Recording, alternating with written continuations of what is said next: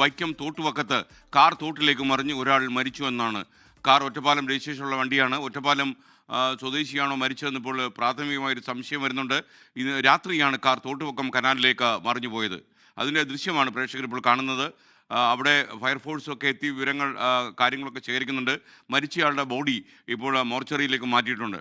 വെള്ളത്തിൽ ആരെങ്കിലും ഇനി അകപ്പെട്ട് കിടക്കുന്നുണ്ടോ എന്നറിയാൻ ഫയർഫോഴ്സ് തെരച്ചിൽ നടത്തുന്നു എന്നാണ് നമുക്ക് ലഭിക്കുന്ന ഏറ്റവും അവസാന വിവരം. മറ്റു വിവരങ്ങൾ അറിവായി വരുന്നതേ ഉള്ളൂ. ഒരാൾ ഈ അപകടത്തിൽ മരിച്ചു എന്ന വിവരം സ്ഥിരീകരിക്കപ്പെട്ടു. ഈ ഈ അപകടത്തിൽ പെട്ടുപോയ വണ്ടി ഒറ്റപ്പാലം രജിസ്ട്രേഷനിലുള്ള വണ്ടിയാണ്. അമൽ സുരേന്ദ്രൻ ഈ സ്പോട്ടിൽ നിന്ന് തത്സമയം ചേരുകയാണ്. അമൽ, കൂടുതൽ വിവരങ്ങൾ എന്താണ്?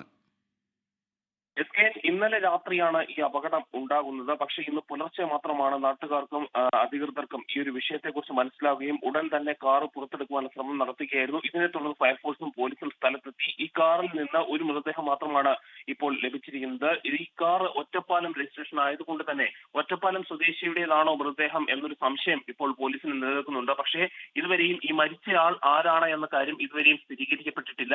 ഏതായാലും ഇന്നലെ രാത്രി വഴിതെറ്റി മറ്റോ ഈ ഭാഗത്തേക്ക് എത്തിയതാകാം കാർ എന്നൊരു അനുമാനമാണ് ഇപ്പോൾ നിലവിലുള്ളത്. കുറച്ച് ദിവസങ്ങൾക്ക് മുൻപാണ് ഈ കായലിലെ ചെളി നീക്കം ചെയ്ത് ഇവിടെ ആഴം കൂട്ടുന്ന ഒരു സ്ഥിതി ഉണ്ടായത്. അതിനുശേഷം ഇപ്പോൾ ഈ ഒരു അപകടവും ഉണ്ടായിരിക്കുകയാണ്. ഏതായാലും ഈ ആളെ തിരിച്ചറിയാനുള്ള ഒരു ശ്രമമാണ് ഇപ്പോൾ നടക്കുന്നത്. മറ്റാളുകൾ, ഈ കാറിൽ വേറെയും ആളുകൾ ഉണ്ടായിരുന്നോ, അവർ ഇത്തരത്തിൽ അപകടത്തിൽ പെട്ടിട്ടുണ്ടോ എന്നതിനുള്ള പരിശോധനയാണ് ഇപ്പോൾ ആ ഭാഗത്ത് നടന്നുകൊണ്ടിരിക്കുന്നത്. ഏതായാലും ഈ മൃതദേഹം ഇപ്പോൾ വൈക്കത്തെ മോർച്ചറിയിലേക്ക് മാറ്റിയിരിക്കുകയാണ്.